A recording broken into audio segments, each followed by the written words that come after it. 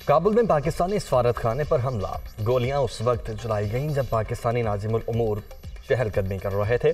उबैदुर रहमान निजामानी बाल बाल बचे। फायरिंग से गार्ड जख्मी, पेशावर मुंतकिल कर दिया गया। वाक़े पर पाकिस्तान का शदीद एहतजाज। अफगान नाजिमुल उमूर की दफ्तर खारजा तलबी, गहरी तशवीश और गुस्से का इजहार। सिफारती मिशन और अहलकारों की हिफाजत अबूरी हुकूमत की जिम्मेदारी। फायरिंग के मुर्तकिब अनासिर को फौरी तौर पर कटहरे में लाया जाए। पाकिस्तान का काउंसिल खानों की सिक्योरिटी बढ़ाने का भी मुतालबा।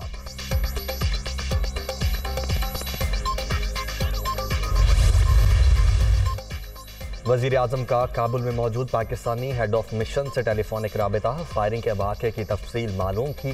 नाजिमुल उमूर उबैद निजामानी की खैरियत भी दरियाफ्त की।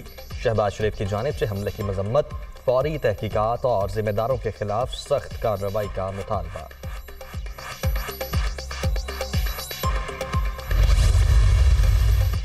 पाकिस्तान ने $1 अरब के स्कूक बॉन्ड अदा कर दिए। मुकर्ररा तारीख से 3 रोज पहले इदाई के बाद स्टेट बैंक का एलामिया जारी। स्कूक बॉन्ड 2012 में 10 साल के लिए आलमी मार्केट में फरोख्त किए गए थे।